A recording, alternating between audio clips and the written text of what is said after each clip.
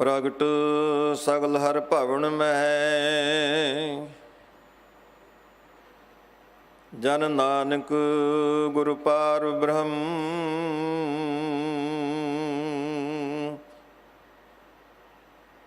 ਮੂਕ ਉਚਰੈ ਸ਼ਾਸਤਰ ਖਟ,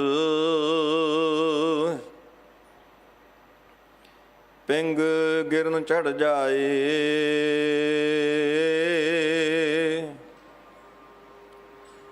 ਅੰਧ ਲਖੈ ਬਦਰਉ ਸੁਨੈ,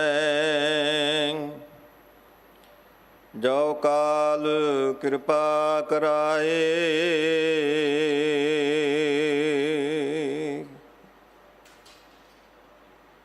ਏਕ ਓੰਕਾਰ ਸਤਿਗੁਰੂ, ਇਹ ਪ੍ਰਸਾਦ ਸੁਖ ਹੋਏ।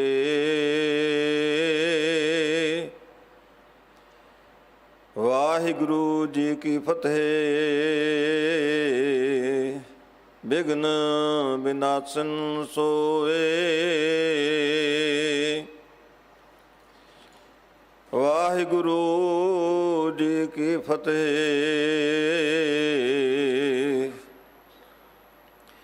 ਬਿਘਨ ਵਿਨਾਸਨ ਸੋਏ।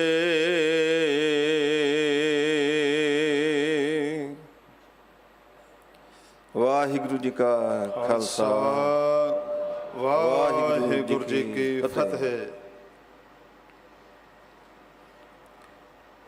ਪਰਮ ਸਤਿਕਾਰਯੋਗ ਗੁਰੂ ਖਾਲਸਾ ਸਾਧ ਸੰਗਤ ਜੀ, ਆਪ ਸਭਨਾਂ ਦੇ ਅਤਿਅੰਤ ਵੱਡੇ ਭਾਗ ਹਨ ਜੋ ਆਪ ਨੂੰ ਸਤਿਗੁਰੂ ਜੀ ਦੀ ਚਰਨ ਸ਼ਰਨ ਪ੍ਰਾਪਤ ਹੋਈ ਹੈ।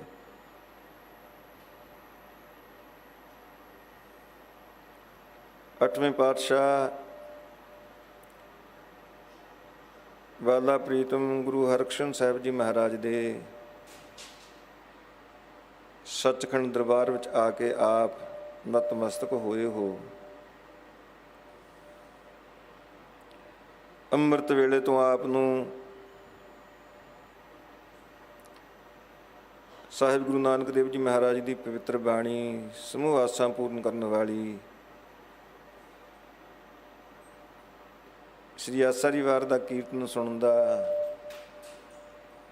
ਸੁਭਾਗ ਪ੍ਰਾਪਤ ਹੋਇਆ ਹੈ। ਉਪਰੰਤ ਸਿੰਘ ਸਾਹਿਬ ਗਿਆਨੀ ਭਾਈ ਰਣਜੀਤ ਸਿੰਘ ਜੀ ਨੇ ਆਪ ਨੂੰ ਸ੍ਰੀ ਜਪਜੀ ਸਾਹਿਬ ਦੀ ਪਹਿਲੀ ਪੌੜੀ ਦਾ ਪਾਠ ਸਰਵਣ ਕਰਵਾਇਆ ਹੈ, ਜੋ ਪਿਛਲੇ ਸਾਲਾਂ ਤੋਂ ਨਿਰੰਤਰ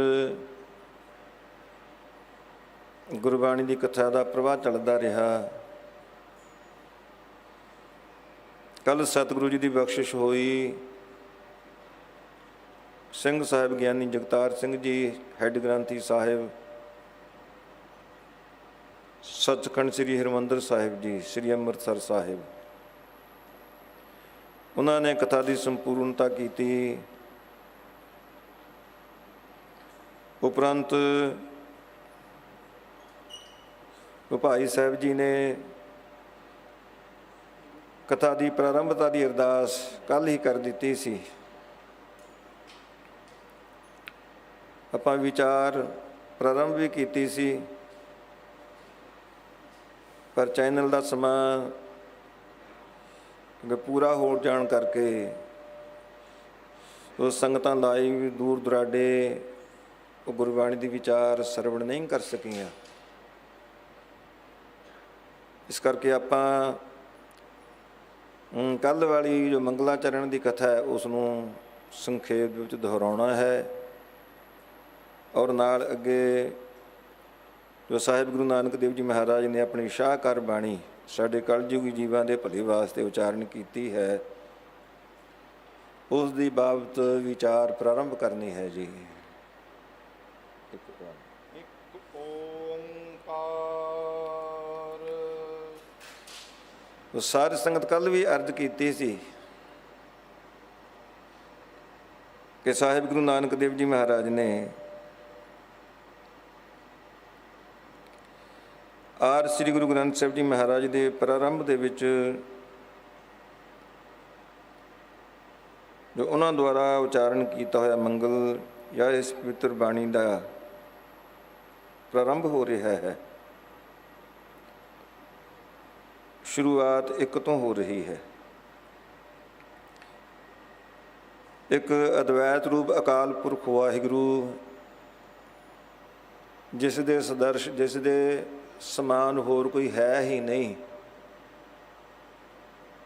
ਤੂੰ ਆਦਿ ਪੁਰਖ ਅਪਰੰਪਰ ਕਰਤਾ ਜੀ, ਤੁਧ ਜੇਵੜ ਅਵਰ ਨਾ ਕੋਈ।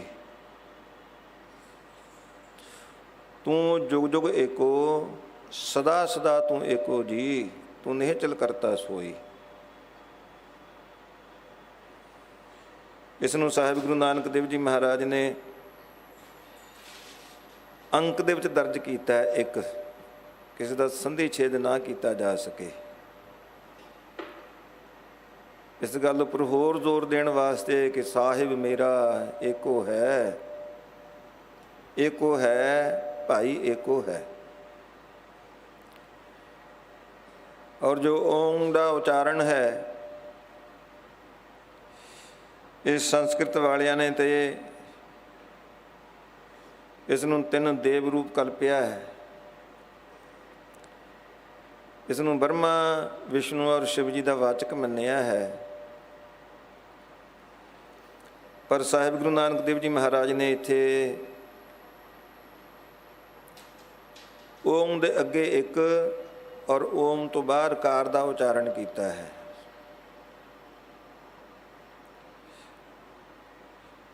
ਓਮ ਨੂੰ ਰੱਖਿਆ ਮੰਤਰ ਵੀ ਮੰਨਿਆ ਗਿਆ ਹੈ,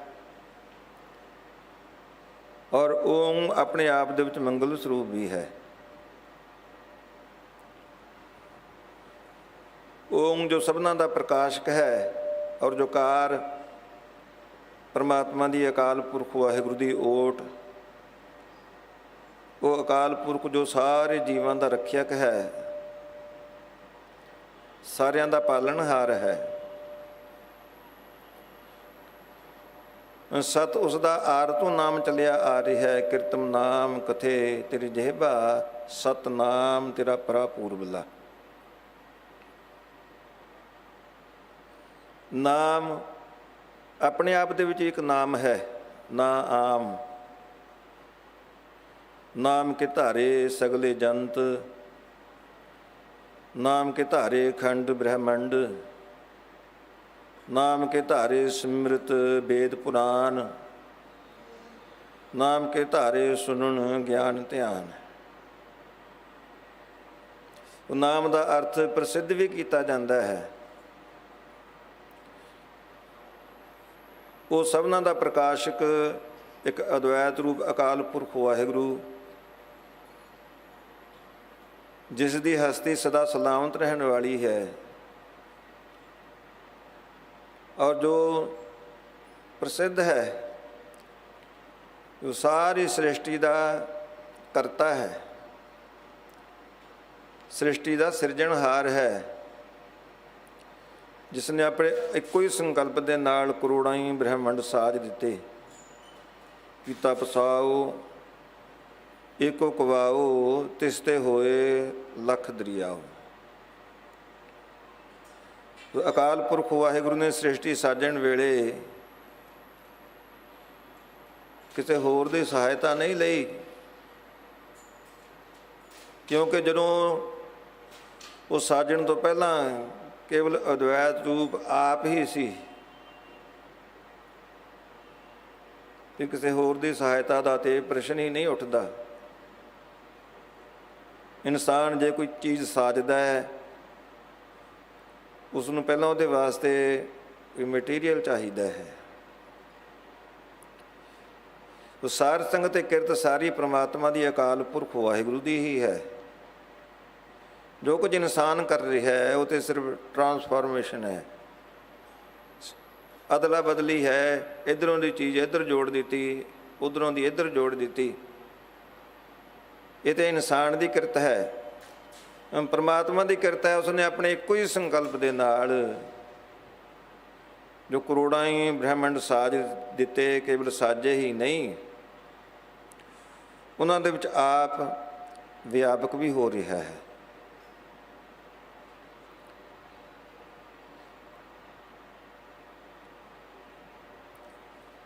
ਫਿਰ ਉਹ ਅਕਾਲ ਪੁਰਖ ਵਾਹਿਗੁਰੂ ਦੀ ਬਾਬਤ ਇੱਕ ਹੋਰ ਸਾਹਿਬ ਗੁਰੂ ਨਾਨਕ ਦੇਵ ਜੀ ਮਹਾਰਾਜ ਨੇ ਉਸਦਾ ਵਿਸ਼ੇਸ਼ਣ ਕਥਨ ਕੀਤਾ ਹੈ, ਕਿਉਂਕਿ ਵਸਤੂ ਨਿਰਦੇਸ਼ ਮੰਗਲ ਹੋਣ ਕਰਕੇ ਇਹਦੇ ਵਿੱਚ ਕੇਵਲ ਇਸ਼ਟ ਦੀ ਉਪਮਾ ਔਰ ਇਸ਼ਟ ਦੇ ਵਿਸ਼ੇਸ਼ਣ ਹੀ ਦੱਸੇ ਗਏ ਨੇ। ਉਸ ਨੂੰ ਗੁਰੂ ਨਾਨਕ ਦੇਵ ਜੀ ਮਹਾਰਾਜ ਨੇ ਨਿਰਭਉ ਕਥਨ ਕੀਤਾ ਹੈ, ਕਿਉਂਕਿ ਉਸ ਦੇ ਸਦਰਸ਼ ਹੋਰ ਕੋਈ ਸ਼ਕਤੀ ਹੀ ਨਹੀਂ, ਇਸ ਕਰਕੇ ਉਸ ਨੂੰ ਕਿਸੇ ਦਾ ਡਰ ਨਹੀਂ ਹੋ ਸਕਦਾ। ਨਾਨਕ ਨਿਰਭਉ ਨਿਰੰਕਾਰ ਹੋਰ ਕੀਤੇ ਰਾਮ ਰਵਾਲ। ਜਿਹੜੀ ਉਸ ਦੀ ਕਿਰਤ ਹੈ ਉਹ ਤੇ ਉਸ ਦੇ ਭਾਉ ਵਿੱਚ ਹੈ। ਸਗਲਿਆਂ ਭਾਉ ਲਿਖਿਆ ਸਿਰਲੇਖ, ਨਾਨਕ ਨਿਰਭਉ ਨਿਰੰਕਾਰ ਸਚ ਏਕ। ਪਰ ਆਪ ਉਸ ਨੂੰ ਕਿਸੇ ਦਾ ਭਾਉ ਨਹੀਂ, ਆਪ ਉਸ ਨੂੰ ਕਿਸੇ ਦਾ ਖੌਫ ਨਹੀਂ। ਨਿਰਭਉ ਦੇ ਨਾਲ ਉਹ ਨਿਰਵੈਰ ਵੀ ਹੈ। ਵੈਰ ਉਹਦੇ ਨਾਲ ਕੀਤਾ ਜਾਂਦਾ ਹੈ ਜਿਹਦੇ ਨਾਲ ਕੋਈ ਰੰਜਿਸ਼ ਹੋਵੇ। ਜਦੋਂ ਪਰਮਾਤਮਾ ਦਾ ਸ਼ਰੀਕ ਹੀ ਕੋਈ ਨਹੀਂ, ਇਸ ਨੂੰ ਲਾ ਸ਼ਰੀਕ ਕਿਹਾ ਇਸਲਾਮ ਵਾਲਿਆਂ ਨੇ, ਫਿਰ ਉਸ ਦਾ ਵੈਰ ਕਿਸ ਨਾਲ ਹੋ ਸਕਦਾ ਹੈ? ਉਸ ਦਾ ਬਿਰਦ ਤੇ ਦਇਆਲੂ ਹੈ, ਉਹ ਤੇ ਦਇਆ ਦਾ ਖਜ਼ਾਨਾ ਹੈ। ਸਤਿਗੁਰ ਦਇਆ ਨਿਧ ਮਹਿਮਾ ਅਗਾਧ ਬੋਧ, ਨਮੋ ਨਮੋ ਨਮੋ ਨਮੋ ਨੇਤ ਨੇਤ ਨੇਤ ਹੈ। ਦੀਨ ਦਇਆਲ ਉਹ ਸਾਰਿਆਂ ਪਰ ਦਇਆ ਕਰਨ ਵਾਲਾ, ਦਇਆ ਦਾ ਮਾਨੋ ਘਰ ਹੀ ਹੈ। ਦੀਨ ਦਇਆਲ ਦਇਆ ਨਿਧ, ਦੁਖ ਨ ਦੇਖਤ ਹੈ ਪਰ ਦੇਤ ਨ ਹਾਰੈ।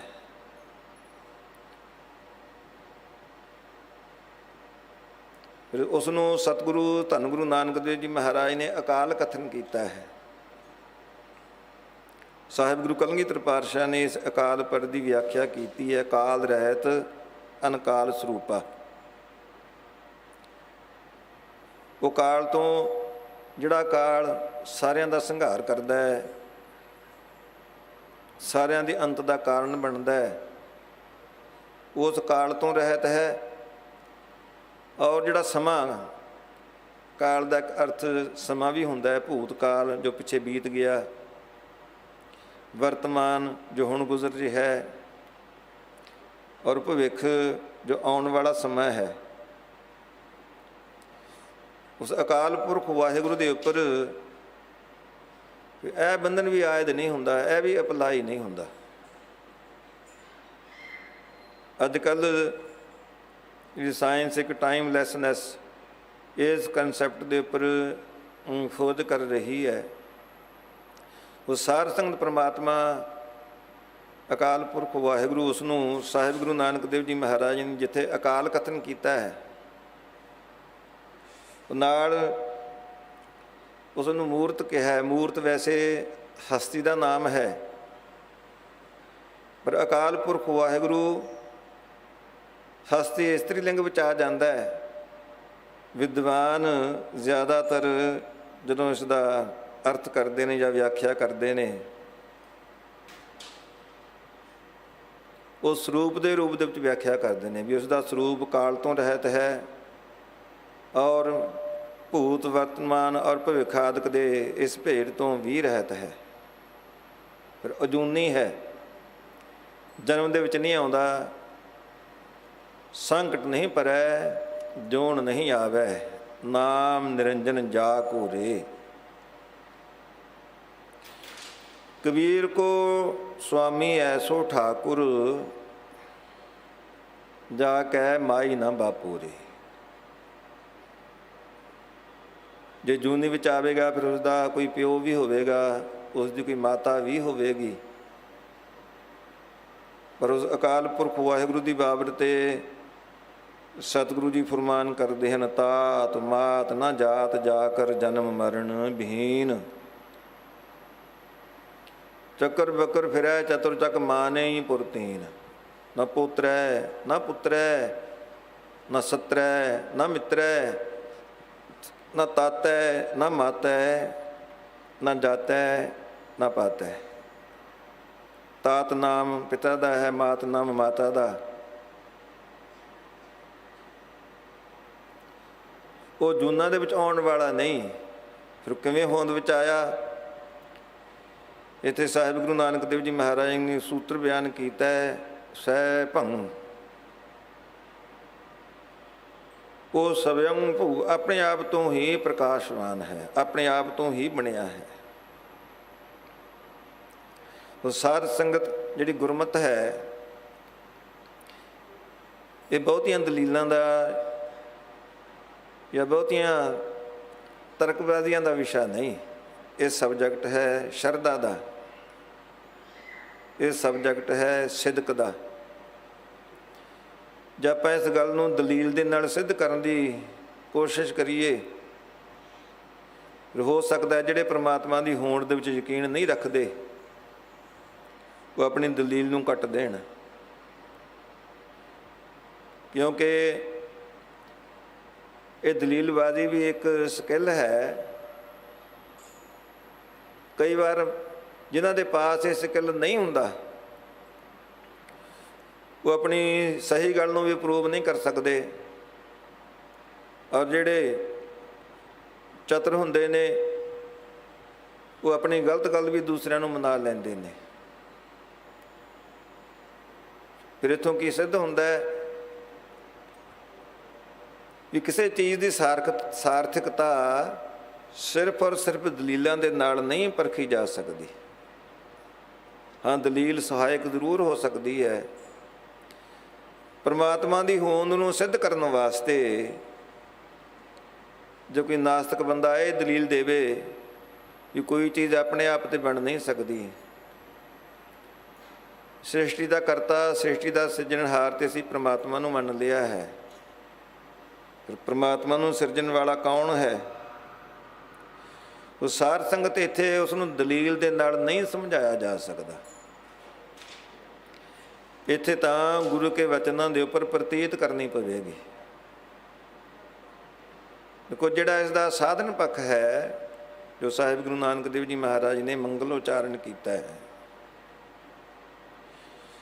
ਪਰਮਾਤਮਾ ਅਦੁੱਤੀ ਹੈ, ਜੋ ਸਭਨਾਂ ਦਾ ਪ੍ਰਕਾਸ਼ਕ ਹੈ, ਸਭਨਾਂ ਦਾ ਰੱਖਿਅਕ ਹੈ। ਉਹ ਜੁਗਾਂ ਜੁਗਾਂਤਰਾਂ ਤੋਂ ਸਲਾਮਤ ਹੈ। ਫਿਰ ਸਾਧਨ ਪੱਖ ਦੇ ਵਿੱਚ ਇਸ ਨੂੰ ਕਿਵੇਂ ਲਿਆ ਜਾਵੇ? ਸਤ ਸਰੂਪ ਹਿਰਦੈ ਜਿਨ ਮਾਨਿਆ। ਜਿਨ੍ਹਾਂ ਨੇ ਆਪਣੇ ਹਿਰਦੇ ਅੰਦਰ ਇਹ ਗੱਲ ਤਸਲੀਮ ਕਰ ਲਈ, ਇਸ ਗੱਲ ਨੂੰ ਐਡਮਿਟ ਕਰ ਲਿਆ, ਕਰਨ ਕਰਾਵਨ ਤਿਨ ਮੂਲ ਪਛਾਨਿਆ। ਜਾ ਕੇ ਹਿਰਦੈ ਵਿਸ਼ਵਾਸ ਪ੍ਰਭ ਆਇਆ, ਤਤ ਗਿਆਨ ਤਿਸ ਮਨ ਪ੍ਰਗਟਾਇਆ। ਜਿਹਦੇ ਹਿਰਦੇ ਅੰਦਰ ਪ੍ਰਮਾਤਮਾ ਦੀ ਸੱਤਾ ਜਾਂ ਉਸ ਦੀ ਹੋਂਦ ਉੱਪਰ ਵਿਸ਼ਵਾਸ ਆ ਗਿਆ, ਫੇਥ ਜਾਂ ਭਰੋਸਾ ਆ ਗਿਆ, ਹਿਰਦੇ ਅੰਦਰ ਆਸਤਕ ਭਾਵਨਾ ਆ ਗਈ। ਇਹ ਵਿਸ਼ਵਾਸ ਹੀ ਜਾਂ ਸ਼ਰਧਾ ਹੀ ਇੱਕ ਐਸਾ ਪਲੇਟਫਾਰਮ ਹੈ,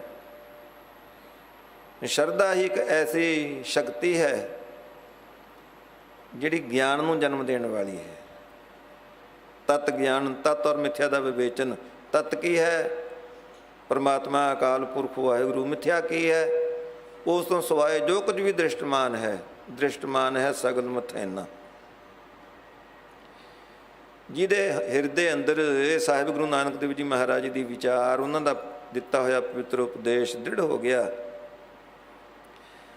ਜਿਨ੍ਹਾਂ ਨੇ ਹਿਰਦੇ ਅੰਦਰ ਇਸ ਗੱਲ ਨੂੰ ਤਸਲੀਮ ਕਰ ਲਿਆ, ਜਿਹਦੇ ਅੰਦਰ ਆਸਤਕ ਭਾਵਨਾ ਪਰਪੱਕ ਹੋ ਗਈ,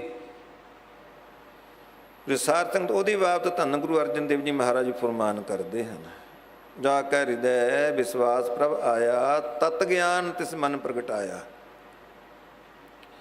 ਭੈ ਤੇ ਨਿਰਭਉ ਹੋਏ ਬਸਾਨਾ। ਜੇ ਪ੍ਰਮਾਤਮਾ ਅਕਾਲ ਪੁਰਖ ਵਾਹਿਗੁਰੂ ਨਿਰਭਉ ਹੈ, ਵੀ ਜੀਵ ਜਦੋਂ ਉਸ ਦਾ ਚਿੰਤਨ ਕਰੇਗਾ, ਉਸ ਦੀ ਆਰਾਧਨਾ ਕਰੇਗਾ, ਕੋਈ ਚਿੱਤ ਬਿਰਤੀ ਐਸੀ ਦ੍ਰਵੀਭੂਤ ਸ਼ਕਤੀ ਹੈ ਜਿਸ ਦਾ ਵੀ ਪਿਆਰ ਨਾਲ ਚਿੰਤਨ ਕਰੇਗੀ, ਜਾਂ ਤੇ ਉਸ ਦੇ ਗੁਣ ਆਪਣੇ ਅੰਦਰ ਲੈ ਲਏਗੀ ਜਾਂ ਉਸ ਦਾ ਰੂਪ ਬਣ ਜਾਏਗੀ। ਮਾਗ ਪੁਨੀਤ ਭਈ ਤੀਰਥ ਅੰਤਰ ਜਾਣਿਆ, ਸਾਜਨ ਸਹਿਜ ਮਿਲੇ ਗੁਣ ਗਹਿ ਅੰਕ ਸਮਾਨਿਆ। ਪਰਮਾਤਮਾ ਦੇ ਅਕਾਲ ਪੁਰਖ ਵਾਹਿਗੁਰੂ ਦੇ ਗੁਣ ਆਪਣੇ ਹਿਰਦੇ ਅੰਦਰ ਧਾਰਨ ਕਰ ਲੈਣੇ। ਉਹ ਸਾਰ ਸੰਗਤ ਭਾਵੇਂ ਕੋਈ ਪਰਮਾਤਮਾ ਵਰਗਾ ਹੋ ਨਹੀਂ ਸਕਦਾ, ਉਹ ਤੇ ਇਤਨੀ ਸਮਰੱਥ ਸ਼ਕਤੀ, ਹਾਂ ਉਹਦਾ ਚਿੰਤਨ ਜ਼ਰੂਰ ਕੀਤਾ ਜਾ ਸਕਦਾ ਹੈ। ਉਹਦੇ ਜੋ ਅਨੰਤ ਹੀ ਗੁਣ ਨੇ, ਉਹਨਾਂ ਵਿੱਚੋਂ ਕੁਝ ਕੁ ਇਨਸਾਨ ਆਪਣੇ ਜੀਵਨ ਵਿੱਚ ਅਪਲਾਈ ਕਰ ਸਕਦਾ ਹੈ, ਧਾਰਨ ਕਰ ਸਕਦਾ ਹੈ। ਜੇ ਅਕਾਲ ਪੁਰਖ ਵਾਹਿਗੁਰੂ ਨਿਰਭਉ ਹੈ, ਫਿਰ ਉਸ ਨੂੰ ਜਪਣ ਵਾਲੇ ਵੀ ਨਿਰਭਉ ਹੋ ਜਾਂਦੇ ਨੇ। ਭੈ ਤੇ ਨਿਰਭਉ ਹੋਏ ਬਸਾਨਾ, ਜਿਸ ਤੇ ਉਪਜਾ ਤਿਸ ਮਾਹੇ ਸਮਾਨਾ। ਅਟਲ ਭਇਓ ਧਰੂ ਜਾ ਕੇ ਸਿਮਰਨ, ਅਰ ਨਿਰਭੈ ਪਦ ਪਾਇਆ। ਇੱਕ 5 ਸਾਲ ਦਾ ਅਨਾਥ ਬੱਚਾ ਜਿਸ ਨੇ ਉਸ ਪਰਮਾਤਮਾ ਦੀ ਅਕਾਲ ਪੁਰਖ ਵਾਹਿਗੁਰੂ ਦੀ ਆਰਾਧਨਾ ਕੀਤੀ, ਉਸ ਨੂੰ ਨਿਰਭੈ ਪਦ ਪ੍ਰਾਪਤ ਹੋ ਗਿਆ। ਉਹ ਸਾਧ ਸੰਗਤ ਨਿਰਭੈਤਾ ਇੱਥੇ ਕੋਈ ਨਿਡਰਤਾ ਵਾਲੀ ਜਾਂ ਕਠੋਰਤਾ ਵਾਲੀ ਨਹੀਂ, ਕਿਉਂਕਿ ਗੁਰਮੁਖਾਂ ਦੇ ਹਿਰਦੇ ਅੰਦਰ ਨਿਰਭਉ ਹੋ ਕੇ ਵੀ ਪਰਮਾਤਮਾ ਦਾ ਅਕਾਲ ਪੁਰਖ ਵਾਹਿਗੁਰੂ ਦਾ ਭਾਉ ਬਣਿਆ ਹੀ ਰਹਿੰਦਾ ਹੈ।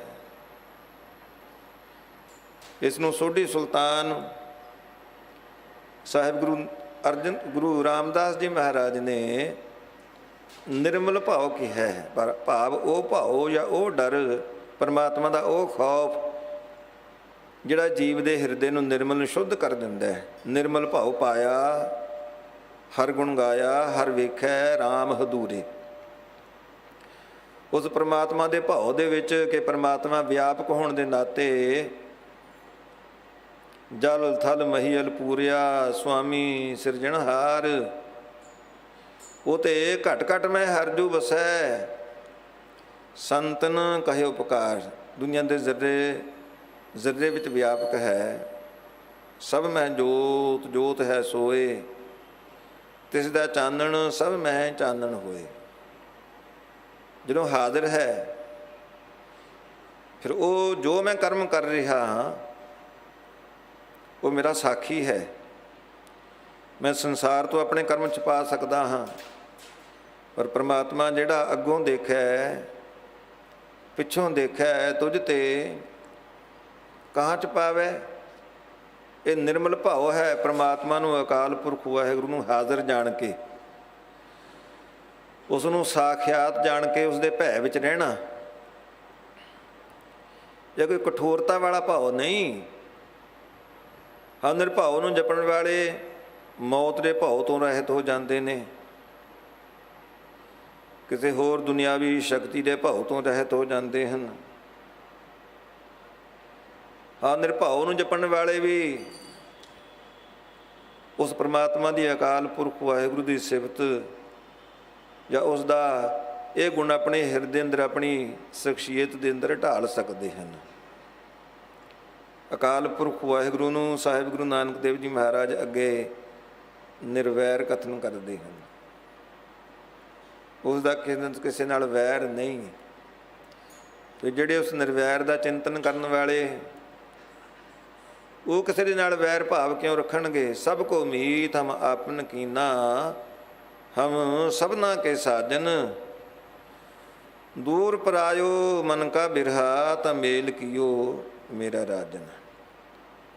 ਉਹ ਸਾਰ ਸੰਗਤ ਪਰਮਾਤਮਾ ਦੀਆਂ, ਅਕਾਲ ਪੁਰਖ ਵਾਹਿਗੁਰੂ ਦੀਆਂ ਜਿੰਨੀਆਂ ਵੀ ਸਿਫਤਾਂ ਨੇ, ਜਿੰਨੇ ਵੀ ਗੁਣ ਨੇ ਜਿਹੜੇ ਗਿਣੇ ਨਹੀਂ ਜਾ ਸਕਦੇ, ਉਹਨਾਂ ਦੇ ਵਿੱਚੋਂ ਕੁਝ ਜੀਵ ਨੇ ਆਪਣੇ ਹਿਰਦੇ ਅੰਦਰ ਧਾਰਨ ਕਰਨੇ ਨੇ। ਉਸ ਪਰਮਾਤਮਾ ਦਾ, ਉਸ ਅਕਾਲ ਪੁਰਖ ਵਾਹਿਗੁਰੂ ਦਾ ਚਿੰਤਨ ਕਰਨ ਦਾ ਲਾਭ ਹੀ ਤਾਂ ਹੈ। ਉਹ ਤਾਂ ਤੇ ਧਿਆਨ ਦਿਓ, ਅਕਾਲ ਪੁਰਖ ਵਾਹਿਗੁਰੂ ਨਿਰਭਉ ਹੈ, ਉਹ ਨਿਰਵੈਰ ਹੈ, ਉਹ ਅਕਾਲ ਹੈ, ਉਸ ਦੀ ਹਸਤੀ ਜਾਂ ਉਸ ਦਾ ਸਰੂਪ ਉਹ ਅਜੂਨੀ ਹੈ, ਜੂਨਾਂ ਦੇ ਵਿੱਚ ਜਾਂ ਜਨਮ ਦੇ ਵਿੱਚ ਆਉਣ ਵਾਲਾ ਨਹੀਂ। ਉਸ ਅਜੂਨੀ ਨੂੰ ਜਪਣ ਵਾਲੇ ਵੀ ਜੰਮਣ ਮਰਨ ਨਾ ਤਿਨ ਕਉ, ਜੋ ਹਰ ਲੜ ਲਾਗੇ ਜੀਵਤ ਸੇ ਪ੍ਰਵਾਨ ਹੋਏ, ਹਰ ਕੀਰਤਨ ਜਾਗੇ। ਸਾਰ ਸੰਗਤ ਇਉਂ ਇਹ ਸਾਧਨਾ ਪੱਖ ਵੀ ਹੈ। ਸਾਹਿਬ ਗੁਰੂ ਨਾਨਕ ਦੇਵ ਜੀ ਮਹਾਰਾਜ ਨੇ ਜੋ ਉਸ ਅਕਾਲ ਪੁਰਖ ਵਾਹਿਗੁਰੂ ਦੀ ਇੱਥੇ ਸਿਫਤ ਕੀਤੀ ਹੈ, ਉਸ ਦੀ ਪ੍ਰਾਪਤੀ ਦਾ ਜ਼ਰੀਆ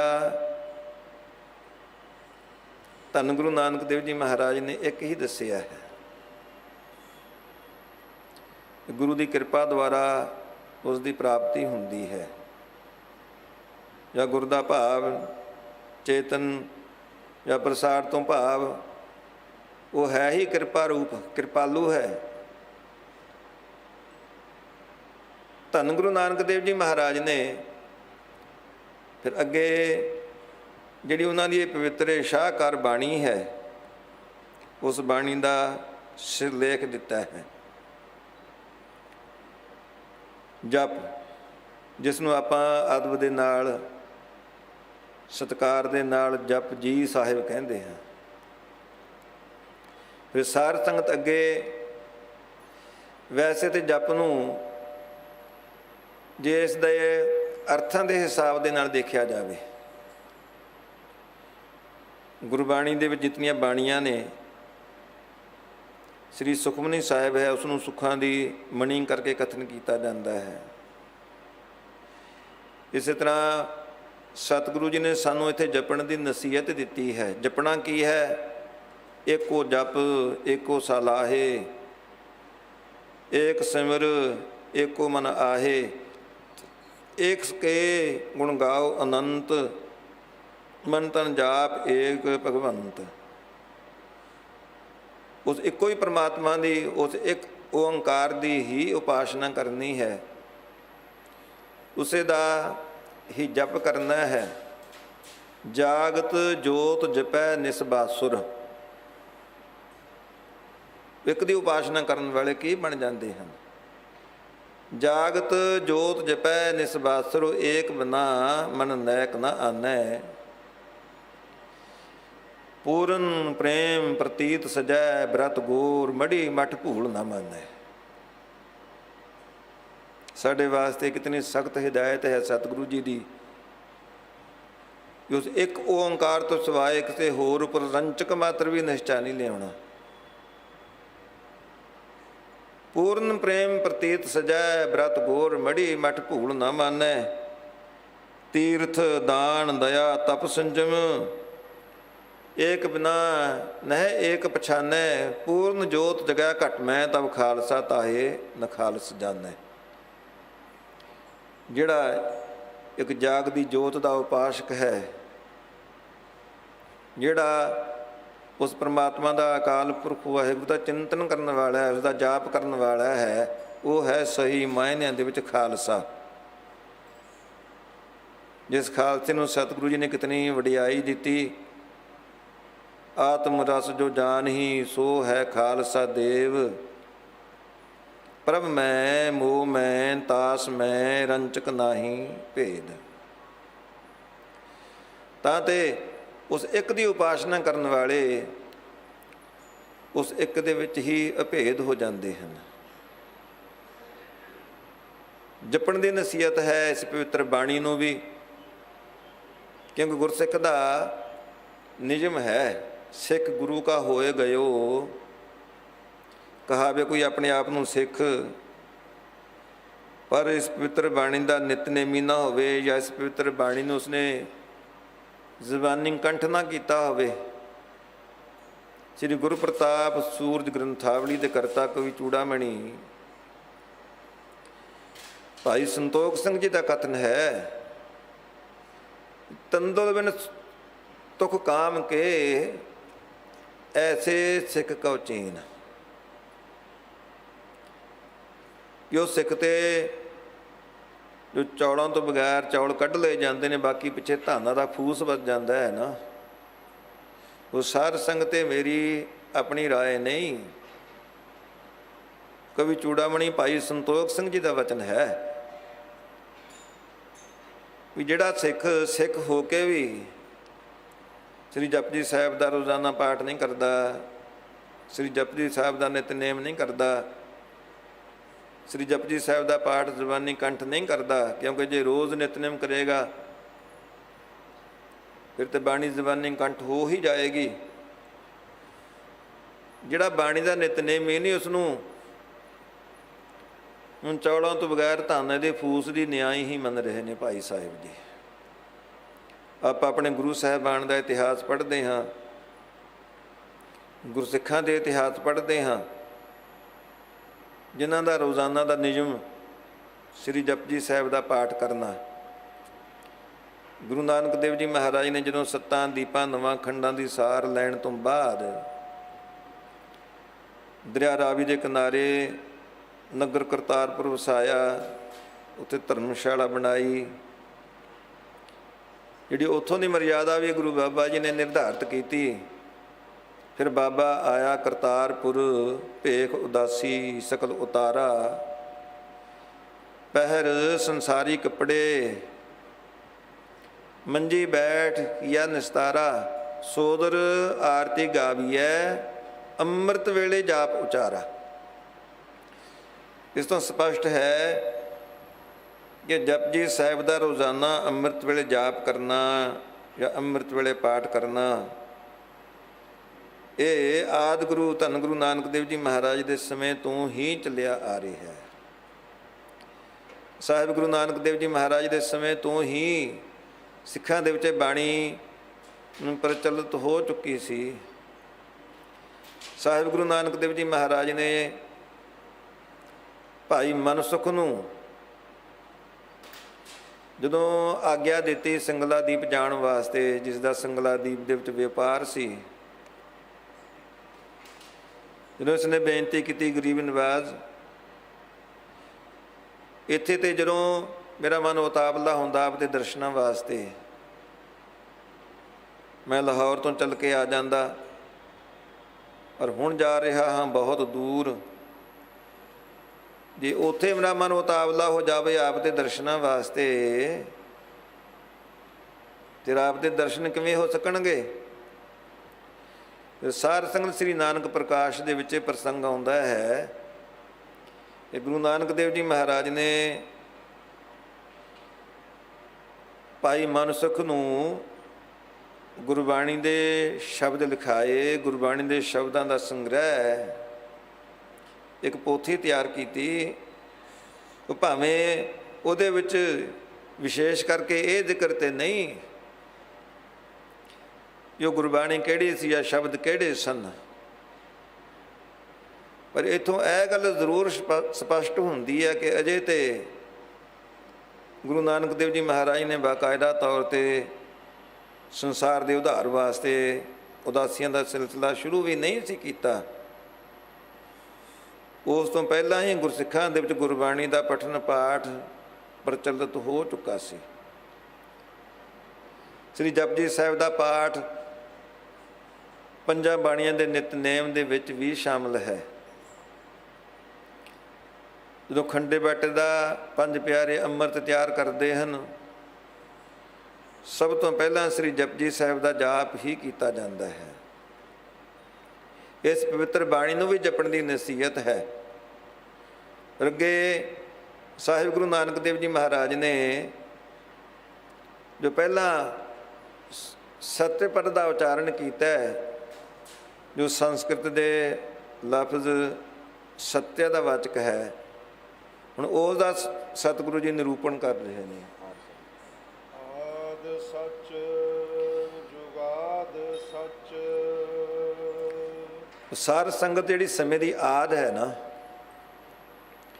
ਇਹਦੀ ਕੋਈ ਗਿਣਤੀ ਮਿਣਤੀ ਕੋਈ ਹਿਸਾਬ ਕਿਤਾਬ ਨਹੀਂ ਹੋ ਸਕਦਾ। ਜਦੋਂ ਯੁੱਗਾਂ ਦੀ ਪ੍ਰਾਰੰਭਤਾ ਹੋਈ, ਜਦੋਂ ਸਮਾਂ ਕਿਸੇ ਗਿਣਤੀ ਮਿਣਤੀ ਦੇ ਵਿੱਚ ਆ ਗਿਆ, ਸੈਂਕੜੇ ਸਾਲ ਪਹਿਲਾਂ, ਹਜ਼ਾਰਾਂ ਸਾਲ ਪਹਿਲਾਂ, ਲੱਖਾਂ ਸਾਲ ਪਹਿਲਾਂ, ਕਰੋੜਾਂ ਸਾਲ, ਅਰਬਾਂ ਖਰਬਾਂ ਸਾਲ ਪਹਿਲਾਂ। ਉਹ ਗਿਣਤੀ ਭਾਵੇਂ ਵੱਡੀ ਹੋਵੇ, ਉਹ ਕਿਸੇ ਹਿਸਾਬ ਦੇ ਵਿੱਚ, ਕਿਸੇ ਲੇਖੇ ਵਿੱਚ ਆ ਸਕਦੀ ਹੈ। ਪਰ ਜਿਹੜਾ ਇੱਥੇ ਸਾਹਿਬ ਗੁਰੂ ਨਾਨਕ ਦੇਵ ਜੀ ਮਹਾਰਾਜ ਨੇ ਸਮੇਂ ਦੀ ਆਦ ਦਾ ਕਥਨ ਕੀਤਾ ਹੈ, ਇਹ ਤੇ ਜਦੋਂ ਪਰਮਾਤਮਾ ਨੇ ਅਕਾਲ ਪੁਰਖ ਵਾਹਿਗੁਰੂ ਨੂੰ ਜੀ ਅਜੇ ਸੰਕਲਪ ਵੀ ਨਹੀਂ ਸੀ ਕੀਤਾ ਸ੍ਰਿਸ਼ਟੀ ਸਾਜਣ ਵਾਸਤੇ, ਅਜੇ ਸ੍ਰਿਸ਼ਟੀ ਦੀ ਰਚਨਾ ਵੀ ਨਹੀਂ ਸੀ ਹੋਈ, ਪਰਮਾਤਮਾ ਦੀ ਹਸਤੀ ਉਦੋਂ ਵੀ ਮੌਜੂਦ ਸੀ, ਉਸ ਦੀ ਹੋਂਦ ਉਦੋਂ ਵੀ ਸਲਾਮਤ ਸੀ। ਤੇ ਜਦੋਂ ਸਮੇਂ ਦੀ ਗਿਣਤੀ ਮਿਣਤੀ ਜਾਂ ਜੁਗਾਰ ਦੀ ਪ੍ਰਾਰੰਭਤਾ ਹੋ ਗਈ, ਉਹ ਉਦੋਂ ਵੀ ਸਲਾਮਤ ਸੀ, ਉਦੋਂ ਵੀ ਉਸ ਦੀ ਹੋਂਦ ਕਾਇਮ ਸੀ। ਆਦਿ ਸੱਚ ਜੁਗਾਦ ਸੱਚ ਹੈ ਭੀ ਸੱਚ, ਨਾਨਕ ਹੋਸੀ ਭੀ ਸੱਚ। ਜਿਹੜਾ ਹੁਣ ਵਰਤਮਾਨ ਕਾਲ ਦੇ ਵਿੱਚ ਵੀ ਮੌਜੂਦ ਹੈ ਔਰ ਜੋ ਆਉਣ ਵਾਲਾ ਭਵਿੱਖ ਕਾਲ ਹੈ, ਕਿਉਂਕਿ ਸੱਚ ਕਿਹਾ ਹੀ ਉਸ ਨੂੰ ਜਾਂਦਾ ਹੈ। ਜਿਹੜਾ ਅੱਜ ਵੀ ਸਲਾਮਤ ਹੈ ਔਰ ਜੋ ਕੱਲ੍ਹ ਬੀਤ ਗਿਆ ਭਾਵ ਭੂਤਕਾਲ, ਉਦੋਂ ਵੀ ਸਲਾਮਤ ਸੀ, ਔਰ ਜਿਹੜਾ ਆਉਣ ਵਾਲਾ ਭਵਿੱਖ ਕਾਲ ਹੈ, ਆਉਣ ਵਾਲੇ ਸਮੇਂ ਦੇ ਵਿੱਚ ਜਦੋਂ ਸ੍ਰਿਸ਼ਟੀ ਦਾ ਨਾਮੋ ਨਿਸ਼ਾਨ ਵੀ ਨਹੀਂ ਰਹੇਗਾ, ਇਹ ਪ੍ਰਮਾਤਮਾ ਅਕਾਲ ਪੁਰਖ ਵਾਹਿਗੁਰੂ ਸਾਰੀ ਸ੍ਰਿਸ਼ਟੀ ਨੂੰ ਜਿਵੇਂ ਇੱਕ ਸੰਕਲਪ ਦੇ ਨਾਲ ਉਸਨੇ ਪੈਦਾ ਕੀਤੀ ਹੈ, ਇੱਕੋ ਹੀ ਸੰਕਲਪ ਦੇ ਨਾਲ ਇਸ ਨੂੰ ਲੈ ਕਰ ਲਏਗਾ ਜਾਂ ਆਪਣੇ ਅਭਾਵ ਦੇ ਸੰਦੂਕ ਵਿੱਚ ਬੰਦ ਕਰ ਦੇਵੇਗਾ। ਉਸ ਦਾ ਸਰੂਪ, ਉਸ ਦੀ ਹੋਂਦ ਫਿਰ ਵੀ ਇਸੇ ਤਰ੍ਹਾਂ ਸਲਾਮਤ ਰਹੇਗੀ। ਹੈ ਭੀ ਸੱਚ, ਨਾਨਕ ਹੋਸੀ ਭੀ ਸੱਚ। ਜੀ ਸੋਚੈ ਸੋਚ ਨ ਹੋਵਈ, ਜੇ ਸੋਚੀ ਲਖ ਵਾਰ।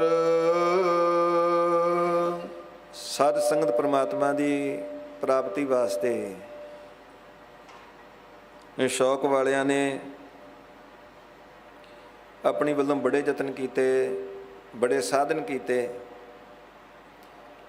ਇੱਥੇ ਕੁਝ ਕੁ ਉਹਨਾਂ ਸਾਧਨਾਂ ਦਾ ਜ਼ਿਕਰ ਕੀਤਾ ਸਾਹਿਬ ਗੁਰੂ ਨਾਨਕ ਦੇਵ ਜੀ ਮਹਾਰਾਜ ਨੇ। ਵੈਸੇ ਕਿ ਜਿਹੜੇ ਸੰਪਰਦਾਈ ਵਿਦਵਾਨ ਮਹਾਂਪੁਰਖ ਨੇ, ਉਹ ਜਦੋਂ ਸ੍ਰੀ ਜਪਜੀ ਸਾਹਿਬ ਦੀ ਉਥਾਨਕਾ ਬਿਆਨ ਕਰਦੇ ਨੇ,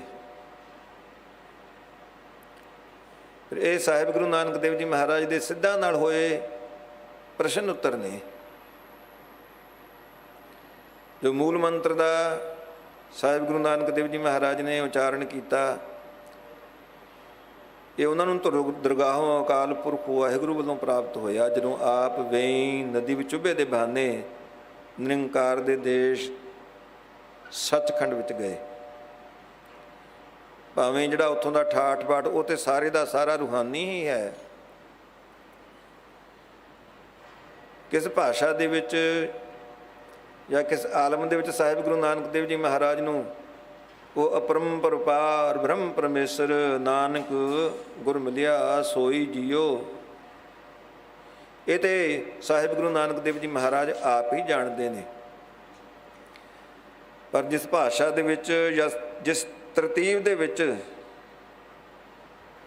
ਧੰਨ ਗੁਰੂ ਨਾਨਕ ਦੇਵ ਜੀ ਮਹਾਰਾਜ ਨੇ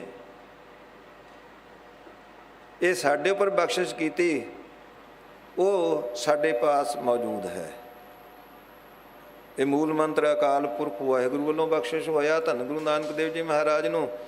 ਅੱਗੇ ਜਿਹੜੀ ਇਹ ਪਵਿੱਤਰ ਬਾਣੀ ਸਾਹਿਬ ਗੁਰੂ ਨਾਨਕ ਦੇਵ ਜੀ ਮਹਾਰਾਜ ਨੇ ਉਚਾਰਨ ਕੀਤੀ, ਵੈਸੇ ਤੇ ਇਹ ਪ੍ਰਥਾ ਹੈ ਸਾਖੀ ਮਹਾਂਪੁਰਖ ਬੋਲਦੇ ਸਾਂਝੀ ਸਗਲ ਜਹਾਨੈ ਦੇ ਮਹਾਂਵਾਕ ਅਨੁਸਾਰ। ਉਹਨਾਂ ਦਾ ਇਹ ਪਾਵਨ ਪਵਿੱਤਰ ਉਪਦੇਸ਼ ਤੇ ਪ੍ਰਾਣੀ ਮਾਤਰ ਵਾਸਤੇ ਸਾਂਝਾ ਹੀ ਹੈ। ਪਰ ਜਦੋਂ ਆਪਾਂ ਬਾਣੀ ਦਾ ਅਧਿਐਨ ਕਰਦੇ ਹਾਂ, ਸਾਡੇ ਗੁਰੂ ਸਾਹਿਬਾਨ ਕਈ ਵਾਰ ਕਿਸੇ ਦੇ ਪ੍ਰਥਾਏ ਵੀ ਬਾਣੀ ਉਚਾਰਨ ਕਰਦੇ ਰਹੇ। ਸਿੱਧ ਗੋਸ਼ਟ ਨਾਂ ਦੀ ਬਾਣੀ ਤੇ ਬਿਲਕੁਲ ਸਪਸ਼ਟ ਹੀ ਹੈ ਕਿ ਸਿੱਧਾਂ ਦੇ ਨਾਲ ਗਿਆਨ ਚਰਚਾ ਹੋ ਰਹੀ ਹੈ। ਹੋਰ ਵੀ ਬਹੁਤ ਸਾਰੇ ਸ਼ਬਦ ਗੁਰਬਾਣੀ ਵਿੱਚ ਐਸੇ ਆਉਂਦੇ ਨੇ, ਸਤਿਗੁਰੂ ਜੀ ਕਈ ਵਾਰ ਕਿਸੇ ਨੂੰ ਉਚੇਚੇ ਤੌਰ 'ਤੇ ਮੁਖਾਤਬ ਹੋ ਕੇ ਵੀ ਕਹਿੰਦੇ ਨੇ ਜੈਸੀ ਮੈਂ ਆਵੈ ਖਸਮ ਕੀ ਬਾਣੀ, ਤੈਸ ਦਾ ਕਰੀਏ ਗਿਆਨ ਵੇ ਲਾਲੋ। ਭਾਈ ਲਾਲੋ ਨੂੰ ਮੁਖਾਤਬ ਹੋ ਕੇ ਉਚਾਰਨ ਕਰ ਰਹੇ ਨੇ। ਸੰਮਣ ਜਾਓ ਇਸ ਪ੍ਰੇਮ ਕੀ ਦਮ ਕਿਉਂ ਹੋਤੀ ਸਾਟ, ਰਾਵਣ ਹੋਤੇ ਸੁਰੰਕ ਨਹਿ ਜਿਨ ਸਿਰ ਦੀਨੇ ਕਾਟ। ਬਹੁਤ ਸਾਰੇ ਸੱਜਣ ਜਿਹੜੇ ਇਸ ਗੱਲ ਨੂੰ ਤਸਲੀਮ ਕਰਨ ਵਾਸਤੇ ਤਿਆਰ ਨੇ ਨਾ ਵੀ ਬਾਣੀ ਕਿਸੇ ਦੇ ਪਰਥਾਏ ਨਹੀਂ ਉਚਾਰਨ ਕੀਤੀ ਗਈ। ਇਹਨਾਂ ਪ੍ਰਸ਼ਨਾਂ ਦਾ ਉਹਨਾਂ ਦੇ ਪਾਸ ਕੀ ਉੱਤਰ ਹੈ? ਸਾਡੇ ਗੁਰੂ ਸਾਹਿਬਾਨ ਬਾਣੀ ਪਰਥਾਏ ਵੀ ਉਚਾਰਨ ਕਰਦੇ ਰਹੇ, ਪਰ ਉਪਦੇਸ਼ ਸਾਰਿਆਂ ਵਾਸਤੇ ਸਾਂਝਾ ਹੀ ਹੈ। ਇੱਥੇ ਅਖੀਰ ਦੇ ਵਿੱਚ ਜਾ ਕੇ ਇੱਕ ਪ੍ਰਸ਼ਨ ਆਵੇਗਾ। ਸਾਰਥਕ ਦੁਨੀਆ ਦਾ ਹਰ ਕੋਈ ਇਨਸਾਨ ਆਪਣੇ ਆਪ ਨੂੰ ਸੱਚਿਆਰਾ ਸਿੱਧ ਕਰਨ ਦੀ ਕੋਸ਼ਿਸ਼ ਕਰਦਾ ਹੈ, ਪਰ ਸੱਚਿਆਰਾ ਹੈ ਕੌਣ? ਕਿਵੇਂ ਬਣਿਆ ਜਾ ਸਕਦਾ ਹੈ? ਕਿਵ ਸੱਚਿਆਰਾ ਹੋਈ ਹੈ, ਕਿਵ ਕੂੜੈ ਟੁੱਟੈ ਪਾਲ। ਇਸ ਗੱਲ ਦੇ ਪ੍ਰਗਟਾਵੇ ਵਾਸਤੇ ਜਾਂ ਇਸ ਗੱਲ ਦੇ ਦਿਖਾਵੇ ਵਾਸਤੇ ਜਿਹੜੇ ਸਾਧਨ ਕੀਤੇ ਜਾਂਦੇ ਨੇ ਆਮ ਤੌਰ ਤੇ, ਇੱਥੇ ਇੱਕ ਇੱਕ ਕਰਕੇ ਉਹਨਾਂ ਦਾ ਜ਼ਿਕਰ ਹੈ। ਸੋਚੈ ਸੋਚ ਨ ਹੋਵਈ, ਜੇ ਸੋਚੀ ਲੱਖ ਵਾਰ। ਸੋਚੈ ਤੋਂ ਭਾਵ ਸਰੀਰ ਦੀ ਸੁੱਚ, ਸਰੀਰ ਦੀ ਪਵਿੱਤਰਤਾ। ਹਰ ਕਾ ਨਾਮ ਨਾ ਜਪੈ ਗਵਾਰਾ, ਕਿਆ ਸੋਚੈ ਬਾਰੰਬਾਰਾ। ਸੋਚ ਕਰੈ ਦਿਨਸ ਅਰ ਰਾਤ, ਮਨ ਕੀ ਮੈਲ ਨਾ ਤਨ ਤੇ ਜਾਤ। ਸਰੀਰ ਦੀ ਸੋਚ, ਸਰੀਰ ਦੀ ਪਵਿੱਤਰਤਾ, ਇਸ ਦਾ ਮਨ ਦੀ ਪਵਿੱਤਰਤਾ ਦੇ ਨਾਲ ਕੋਈ ਸੰਬੰਧ ਨਹੀਂ। ਠੀਕ ਹੈ, ਸਰੀਰ ਦੀ ਪਵਿੱਤਰਤਾ ਲਾਜ਼ਮੀ ਹੈ। ਸਤਿਗੁਰੂ ਜੀ ਨੇ ਸਾਨੂੰ ਰੱਖਣ ਵਾਸਤੇ ਨਸੀਹਤ ਦਿੱਤੀ ਹੈ, ਇਸ਼ਨਾਨ ਕਰਨ ਦੀ ਨਸੀਹਤ, ਇਹ ਸਰੀਰ ਦੀ ਪਵਿੱਤਰਤਾ ਵਾਸਤੇ ਹੀ ਹੈ ਨਾ। ਕਰ ਇਸ਼ਨਾਨ ਸਿਮਰ ਪ੍ਰਭ ਆਪਣਾ, ਮਨ ਤਨ ਭਏ ਉਰੋਗਾ। ਪਰ ਜੇ ਇਸ ਨੂੰ ਉਸ ਪਰਮਾਤਮਾ ਦੀ ਪ੍ਰਾਪਤੀ ਦਾ ਇੱਕ ਸਾਧਨ ਮੰਨ ਲਿਆ ਜਾਵੇ, ਜਾਂ ਆਪਣੇ ਆਪ ਨੂੰ ਸੱਚਿਆਰਾ ਸਿੱਧ ਕਰਨ ਦਾ ਇੱਕ ਜ਼ਰੀਆ ਮੰਨ ਲਿਆ ਜਾਵੇ, ਸਤਿਗੁਰੂ ਜੀ ਫਰਮਾਨ ਕਰਦੇ ਵੀ ਸਰੀਰ ਦੀ ਸੁੱਚ ਦੇ ਨਾਲ ਕਦੀ ਮਨ ਦੀ ਸੁੱਚ, ਮਨ ਦੀ ਪਵਿੱਤਰਤਾ ਨਹੀਂ ਹੋ ਸਕਦੀ। ਭਾਵੇਂ ਬਾਰੰਬਾਰ ਸਰੀਰ ਨੂੰ ਪਵਿੱਤਰ ਕੀਤਾ ਜਾਵੇ, ਬਾਰੰਬਾਰ ਧੋਤਾ ਜਾਵੇ, ਬਾਰੰਬਾਰ ਇਸ਼ਨਾਨ ਕੀਤਾ ਜਾਵੇ, ਬਾਰੰਬਾਰ ਤੀਰਥਾਂ ਦਾ ਭ੍ਰਮਣ ਕੀਤਾ ਜਾਵੇ, ਲੱਖਾਂ ਵਾਰੀ ਸਰੀਰ ਨੂੰ ਧੋਣ ਦੇ ਨਾਲ, ਲੱਖਾਂ ਵਾਰੀ ਸਰੀਰ ਨੂੰ ਸੋਧਣ ਦੇ ਨਾਲ ਕਦੀ ਮਨ ਨਹੀਂ ਸੋਧਿਆ ਜਾ ਸਕਦਾ ਜੀ। ਚੁੱਪੈ ਚੁੱਪ ਨ ਹੋਵਈ, ਜੇ ਲਾਏ ਰਹਾ ਲਿਵਤਾਰ। ਸਾਰ ਸੰਗਤ ਚੁੱਪ ਰਹਿਣਾ, ਇਹ ਆਪਣੇ ਆਪ ਦੇ ਵਿੱਚ ਇੱਕ ਸੰਜਮ ਹੈ। ਪਰ ਜੇ ਸਿਰਫ ਚੁੱਪ ਰਹਿਣ ਨੂੰ ਹੀ ਉਸ ਪਰਮਾਤਮਾ ਦੀ, ਅਕਾਲ ਪੁਰਖ ਵਾਹਿਗੁਰੂ ਦੀ ਪ੍ਰਾਪਤੀ ਦਾ ਜਾਂ ਆਪਣੇ ਸਚਿਆਰ ਹੋਣ ਦਾ ਪ੍ਰਮਾਣ ਸਮਝ ਲਿਆ ਜਾਵੇ, ਇਹ ਚੁੱਪ ਰਹਿ ਕੇ ਸੰਜਮ ਜ਼ਰੂਰ ਕੀਤਾ ਜਾ ਸਕਦਾ ਹੈ। ਆਪਣੀ ਐਨਰਜੀ ਬਚਦੀ ਹੈ। ਭਾਈ ਗੁਰਦਾਸ ਜੀ ਕਥਨ ਕਰਦੇ ਹਨ ਵੀ ਗੁਰਮੁਖ ਦਾ ਜੀਵਨ ਹੋਇਆ ਕਰਦਾ ਸੰਜਮ ਵਾਲਾ। ਹਾਂ, ਤੁਸੀਂ ਘੋਲ ਘੁਮਾਇਆ, ਥੋੜ੍ਹਾ ਸਮਾਂ ਥੋੜ੍ਹਾ ਹੀ ਖਾਵੇ। ਉਹਦੇ ਖਾਣ ਵਿੱਚ ਵੀ ਸੰਜਮ ਹੁੰਦਾ ਹੈ, ਉਸ ਦੇ ਸੌਣ ਦੇ ਵਿੱਚ ਵੀ ਸੰਜਮ ਹੁੰਦਾ ਹੈ। ਗੁਰੂ ਨਾਨਕ ਦੇਵ ਜੀ ਮਹਾਰਾਜ ਜੀ ਫਰਮਾਨ ਕਰਦੇ ਨੇ, ਸੇਵ ਕੀਤੀ ਸੰਤੋਖੀ, ਜਿਨੀ ਸਚੋ ਸਚ ਧਿਆਇਆ, ਉਹਨੇ ਮੰਦੇ ਪੈਰ ਨਾ ਰੱਖਿਓਨ, ਕਰ ਸੁਕ੍ਰਿਤ ਧਰਮ ਕਮਾਇਆ। ਉਹਨੇ ਦੁਨੀਆ ਤੋੜੇ ਬੰਧਨਾ, ਅੰਨ ਪਾਣੀ ਥੋੜਾ ਖਾਇਆ। ਇਹ ਖਾਣ ਦਾ ਸੰਜਮ ਜ਼ਰੂਰੀ ਹੈ। ਅਲਪ ਆਹਾਰ ਸੁਲਪ ਸੀ ਨਿੰਦਰਾ, ਦਇਆ ਛਿਮਾ ਤਨ ਪ੍ਰੀਤ। ਪਰ ਜੇ ਇਸ ਨੂੰ ਰਿਚੁਅਲ ਬਣਾ ਕੇ, ਇੱਕ ਆਡੰਬਰ ਬਣਾ ਕੇ, ਮੈਂ ਮੌਨ ਵਰਤ ਰੱਖ ਲਿਆ, ਚੁੱਪ ਰਹਿਣ ਦੇ ਨਾਲ ਮਨ ਤੇ ਚੁੱਪ ਨਹੀਂ ਹੁੰਦਾ, ਮਨ ਤੇ ਉਸੇ ਤਰ੍ਹਾਂ ਉਡਾਰੀਆਂ ਮਾਰਦਾ ਹੀ ਰਹਿੰਦਾ ਹੈ। ਇਹ ਮਨ ਉੱਡਣ ਪੰਖੇਰੂ ਬਨ ਕਾ। ਕਬੀਰ ਮਨ ਪੰਖੀ ਭਇਆ, ਉਡ ਉਡ ਦਹਿ ਦਿਸ ਜਾਏ, ਜੋ ਜੈਸੀ ਸੰਗਤ ਮਿਲੈ ਸੋ ਤੈਸੋ ਫਲ ਖਾਏ। ਬਾਣੀ ਕਰਕੇ ਚੁੱਪ ਰਹਿਣ ਦੇ ਨਾਲ ਮਨ ਸ਼ਾਂਤ ਨਹੀਂ ਹੁੰਦਾ, ਮਨ ਦੀ ਚੁੱਪ ਨਹੀਂ ਹੁੰਦੀ। ਫਿਰ ਲਿਵ ਜੋੜਨੀ ਪ੍ਰਮਾਤਮਾ ਦੇ ਅਕਾਲ ਪੁਰਖ ਵਾਹਿਗੁਰੂ ਦੇ ਚਰਨਾਂ ਦੇ ਨਾਲ ਜ਼ਰੂਰੀ ਹੈ। ਪ੍ਰਭ ਕੀ ਉਸਤਤ ਕਰੋ ਸੰਤ ਮੀਤ, ਸਾਵਧਾਨ ਇਕਾਗਰ ਚੀਤ। ਪਰ ਜੇ ਦਿਖਾਵੇ ਮਾਤਰ ਵਾਸਤੇ ਅਡੰਬਰ ਕੀਤਾ ਜਾਵੇ, ਕਹਾਂ ਭਇਓ ਜੋ ਦੋ ਲੋਚਨ ਮੂੰਦ ਕੈ ਬੈਠ ਰਹਿਓ ਬਕ ਧਿਆਨ ਲਗਾਇਓ। ਉਹ ਸਾਰ ਸੰਗਤ ਇਸ ਤਰ੍ਹਾਂ ਦੇ ਧਿਆਨ ਨੂੰ ਸਤਿਗੁਰੂ ਜੀ ਨੇ ਪ੍ਰਵਾਨ ਨਹੀਂ ਕੀਤਾ। ਹਾਂ, ਮਨ ਨੂੰ ਜੋੜਨ ਵਾਸਤੇ ਕਿ ਇਸ ਤਰ੍ਹਾਂ ਦਾ ਸਾਧਨ ਕੀਤਾ ਜਾਵੇ, ਮਨ ਨੂੰ ਟਿਕਾਉਣ ਵਾਸਤੇ ਉਹ ਜ਼ਰੂਰ ਪ੍ਰਵਾਨ ਹੈ, ਪਰ ਦਿਖਾਵਾ ਅਡੰਬਰ ਇਹ ਗੁਰੂ ਨਾਨਕ ਦੇ ਦਰ ਤੇ ਪ੍ਰਵਾਨ ਨਹੀਂ। ਅੱਗੇ ਭੁੱਖਿਆ ਭੁੱਖ ਨਾ ਉਤਰੀ, ਜੇ ਬੰਨਾ ਪੁਰੀਆਂ ਭਾਰ। ਸਾਰ ਸੰਗਤ ਭੁੱਖਿਆ ਰਹਿਣਾ, ਵਰਤ ਰੱਖ ਲੈਣਾ। ਜਿਸ ਤਰ੍ਹਾਂ ਪਹਿਲਾਂ ਅਰਜ਼ ਕੀਤੀ ਹੈ, ਖਾਣ ਦਾ ਸੰਜਮ ਰੱਖਣਾ, ਬੋਲਣ ਦਾ ਸੰਜਮ ਰੱਖਣਾ, ਇਹ ਤਾਂ ਗੁਰਮੁਖਾਂ ਦੇ ਜੀਵਨ ਵਿੱਚ ਹੋਣਾ ਚਾਹੀਦਾ ਹੈ।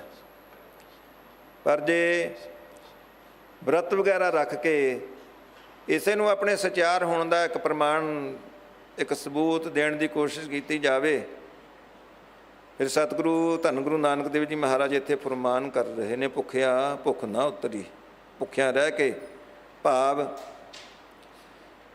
ਵਰਤ ਆਦਿ ਰੱਖ ਕੇ, ਕਿਸੇ ਨੇ ਚੰਦਰਾਇਣ ਵਰਤ ਰੱਖ ਲਿਆ ਸਰੀਰ ਦੀ ਅਰੋਗਤਾ ਵਾਸਤੇ ਜਾਂ ਮਿਹਦੇ ਨੂੰ ਤਕੜਾ ਰੱਖਣ ਵਾਸਤੇ, ਇਸ ਤਰ੍ਹਾਂ ਦਾ ਵਰਤ ਰੱਖ ਲੈਣਾ ਇਹ ਜੁਦਾ ਗੱਲ ਹੈ। ਪਰ ਇਸ ਨੂੰ ਪ੍ਰਮਾਤਮਾ ਦੀ ਪ੍ਰਾਪਤੀ ਦਾ ਇੱਕ ਸਾਧਨ ਜਾਂ ਆਪਣੇ ਸਚਿਆਰ ਹੋਣ ਦਾ ਕੋਈ ਸਬੂਤ ਹੋਣ ਵਜੋਂ ਪੇਸ਼ ਨਹੀਂ ਕਰ ਸਕਦਾ। ਜੇ ਬੰਨਾ ਪੁਰੀਆਂ ਭਾਰ, ਸਾਰੀ ਦੁਨੀਆ ਦੇ ਪਦਾਰਥ ਇਕੱਠੇ ਕਰ ਲਏ ਜਾਣ, ਸਾਰੀ ਦੁਨੀਆ ਦੀ ਦੌਲਤ ਇਕੱਠੀ ਕਰ ਲਈ ਜਾਵੇ, ਕੀ ਤ੍ਰਿਸ਼ਨਾ ਦੀ ਭੁੱਖ ਦੂਰ ਹੋ ਸਕਦੀ ਹੈ? ਤੇ ਵਰਦੀ ਜਾਂਦੀ ਹੈ ਤ੍ਰਿਸ਼ਨਾ ਬਿਰਲੇ ਹੀ ਕੀ ਬੁੱਝੀ ਹੈ। ਕੋਟ ਜੋਰੈ ਲੱਖ ਕਰੋੜੈ ਮਨ ਨਾ ਹੋਰੈ, ਪਰੈ ਪਰੈ ਹੀ ਕੋ ਦੂਜੀ ਹੈ। ਭੁੱਖਿਆ ਰਹਿ ਕੇ ਵਰਤ ਆਦਿ ਰੱਖ ਕੇ ਮਨ ਦੀ ਭੁੱਖ ਨਹੀਂ ਤ੍ਰਿਪਤ ਕੀਤੀ ਜਾ ਸਕਦੀ। ਇਸੇ ਤਰ੍ਹਾਂ ਦੁਨੀਆ ਦੇ ਪਦਾਰਥ ਇਕੱਠੇ ਕਰਕੇ ਇਹ ਤ੍ਰਿਸ਼ਨਾ ਦੀ ਭੁੱਖ ਕਦੀ ਤ੍ਰਿਪਤ ਨਹੀਂ ਹੋਇਆ ਕਰਦੀ। ਅੱਗੇ ਸਹਸ ਸਿਆਣਪਾਂ ਲੱਖ ਹੋਏ, ਤਾਂ ਇੱਕ ਨ ਚੱਲੈ ਨਾਲ। ਫਿਰ ਅੱਗੇ ਬੁੱਧੀ ਦੀ ਸਿਆਣਪ, ਇਨਸਾਨ ਆਪਣੀ ਚਤੁਰਾਈ ਦੇ ਨਾਲ, ਆਪਣੀ ਸਿਆਣਪ ਦੇ ਨਾਲ ਕਈ ਵਾਰ ਆਪਣੀ ਅਕਲ ਦੇ ਉੱਪਰ ਮਾਣ ਕਰਦਾ ਹੈ ਵੀ ਮੈਂ ਆਪਣੀ ਸਿਆਣਪ ਦੇ ਨਾਲ ਆਪਣੇ ਆਪ ਨੂੰ ਸਚਿਆਰ ਬਣਾ ਕੇ ਦੁਨੀਆ 'ਤੇ ਨਾਮ ਨਾ ਖੱਟ ਲਵਾਂਗਾ। ਪਰ ਜਿਹੜੀਆਂ ਸਿਆਣਪਾਂ ਨੇ, ਬੁੱਧੀ ਦੀਆਂ ਸਿਆਣਪਾਂ, ਚਤੁਰਾਈਆਂ, ਇਹ ਮਨ ਚੰਚਲਾ ਚਤੁਰਾਈ ਕਿਨੇ ਨਾ ਪਾਇਆ। ਚਤੁਰਾਈ ਨਾ ਪਾਇਆ ਕਿਨੇ ਤੂੰ ਸੁਣ ਮਨ ਮੇਰਿਆ। ਇਹ ਬੁੱਧੀ ਦੀਆਂ ਸਿਆਣਪਾਂ ਚਤੁਰਾਈਆਂ ਇੱਥੇ ਕੰਮ ਨਹੀਂ ਆਉਂਦੀਆਂ। ਕਿਆ ਜਪ ਕਿਆ ਤਪ ਕਿਆ ਬ੍ਰਤ ਪੂਜਾ, ਜਾ ਕੇ ਹਿਰਦੈ ਭਾਉ ਹੈ ਦੂਜਾ। ਰੇ ਜਨ ਮਨ ਮਾਧੋ ਸਿਉ ਲਾਈਐ, ਚਤੁਰਾਈ ਨਾ ਚਤੁਰਭੁਜ ਪਾਈਐ। ਇੱਥੇ ਸੰਸਾਰ 'ਤੇ ਕਈ ਵਾਰ ਕੰਮ ਆ ਜਾਂਦੀਆਂ ਨੇ, ਪਰ ਅੱਗੇ ਅਕਾਲ ਪੁਰਖ ਵਾਹਿਗੁਰੂ ਦੀ ਦਰਗਾਹ ਦੇ ਵਿੱਚ ਇਹ ਕੰਮ ਨਹੀਂ ਦਿੰਦੀਆਂ ਜਿਹੜੀਆਂ ਬੁੱਧੀ ਦੀਆਂ ਸਿਆਣਪਾਂ ਨੇ। ਕਿਵ ਸਚਿਆਰਾ ਹੋਈਐ, ਕਿਵ ਕੂੜੈ ਟੁੱਟੈ ਪਾਲ। ਆਪਣੇ ਆਪ ਨੂੰ ਸਚਿਆਰਾ ਕਿਵੇਂ ਸਾਬਤ ਕੀਤਾ ਜਾਵੇ? ਜਿਹੜੀ ਜੀਵ ਔਰ ਪ੍ਰਮਾਤਮਾ ਦੇ ਦਰਮਿਆਨ ਦੇ ਵਿੱਚ ਇੱਕ ਅਵਰਣ ਦਾ ਪਰਦਾ ਜਾਂ ਕੂੜ ਦੀ ਦੀਵਾਰ ਹੈ, ਉਸ ਨੂੰ ਕਿਵੇਂ ਗਿਰਾਇਆ ਜਾਵੇ ਜੀ? ਹੁਕਮ ਰਜਾਈ ਚੱਲਣਾ, ਨਾਨਕ ਲਿਖਿਆ ਨਾਲ। ਸਾਰ ਸੰਗਤ ਸਾਹਿਬ ਗੁਰੂ ਨਾਨਕ ਦੇਵ ਜੀ ਮਹਾਰਾਜ ਨੇ ਉੱਤਰ ਇਹ ਦਿੱਤਾ ਹੈ ਕਿ ਜਿਹੜਾ ਉਹ ਰਜ਼ਾ ਦਾ ਮਾਲਕ ਪ੍ਰਮਾਤਮਾ ਅਕਾਲ ਪੁਰਖ ਵਾਹਿਗੁਰੂ, ਉਹਦੇ ਹੁਕਮ ਦੇ ਵਿੱਚ ਚੱਲਣਾ, ਉਸ ਦੇ ਹੁਕਮ ਦੇ ਵਿੱਚ ਰਹਿਣਾ। ਜੋ ਪ੍ਰਮਾਤਮਾ ਨੇ ਅਕਾਲ ਪੁਰਖ ਵਾਹਿਗੁਰੂ ਨੇ ਧੁਰ ਦਰਗਾਹੋਂ ਹੀ ਇਹਦੇ ਮਸਤਕ ਦੇ ਉੱਪਰ ਇਹ ਹੁਕਮ ਦਾ ਲੇਖ ਲਿਖ ਦਿੱਤਾ ਹੈ ਕਿ ਮੈਨੂੰ ਜੋ ਕੁਝ ਪ੍ਰਾਪਤ ਹੋਣਾ ਹੈ ਆਪਣੇ ਪਿਛਲੇ ਕੀਤੇ ਕਰਮਾਂ ਦੇ ਅਨੁਸਾਰ, ਭਾਵੇਂ ਸੁੱਖ ਹੈ ਭਾਵੇਂ ਦੁੱਖ ਹੈ, ਸੁੱਖ ਦੁੱਖ ਪੁਰਬ ਜਨਮ ਕੇ ਕੀਏ, ਸੋ ਜਾਣੇ ਜਿਨ ਦਾਤੇ ਦੀਏ। ਕਿਸ ਕੋ ਦੋਸ ਦੇਹ ਤੂੰ ਪ੍ਰਾਣੀ, ਸੋ ਆਪਣਾ ਕੀਆ ਕਰਾਰਾ ਹੈ। ਉਹ ਸਾਧ ਸੰਗਤ ਇੱਕ ਜਿਹੜਾ ਪਾਣੀ ਦਾ ਜਦੋਂ ਵੇਗ ਵਗਦਾ ਹੋਵੇ ਨਾ, ਇੱਕ ਪਾਣੀ ਦੇ ਵੇਗ ਦੇ ਨਾਲ ਨਾਲ ਤੈਰਨਾ ਹੈ, ਇੱਕ ਉਲਟੇ ਪਾਸੇ ਨੂੰ ਤੈਰਨਾ ਹੈ। ਜਿਨ੍ਹਾਂ ਨੇ ਅਕਾਲ ਪੁਰਖ ਵਾਹਿਗੁਰੂ ਦਾ ਹੁਕਮ ਉਸ ਦੀ ਰਜ਼ਾ ਮੰਨ ਲਈ, ਉਹ ਮਾਨੋ ਪਾਣੀ ਦੀ ਵੇਗ ਦੇ ਨਾਲ ਨਾਲ ਤੈਰ ਰਹੇ ਨੇ।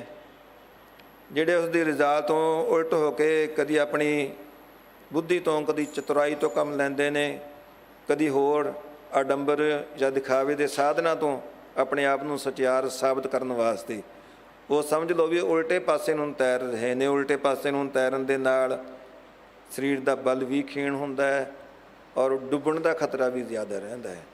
ਤਾਂ ਤੇ ਜਿਨ੍ਹਾਂ ਨੇ ਅਕਾਲ ਪੁਰਖ ਵਾਹਿਗੁਰੂ ਦਾ ਹੁਕਮ ਮੰਨਣ ਦੀ ਜਾਚ ਸਿੱਖ ਲਈ, ਹੁਕਮ ਰਜਾਈ ਚੱਲਣਾ ਨਾਨਕ ਲਿਖਿਆ ਨਾਲ, ਉਹ ਹੀ ਸਹੀ ਮਾਇਨਿਆਂ ਦੇ ਵਿੱਚ ਸਚਿਆਰ ਹੋ ਸਕਦਾ ਹੈ। ਨਹੀਂ ਤੇ ਬਾਕੀ ਜਿਤਨੇ ਸਾਧਨ ਨੇ, ਕਰਮ ਕਰਤ ਬੱਧੇ ਅਹਮੇਵ, ਜਿਹੜੀ ਹਉਮੈ ਦੀ ਦੀਵਾਰ ਹੈ, ਇਹ ਤੇ ਹੋਰ ਮਜ਼ਬੂਤ ਹੁੰਦੀ ਹੈ ਇਹ ਦਿਖਾਵੇ ਦੇ ਸਾਧਨਾਂ ਦੇ ਨਾਲ।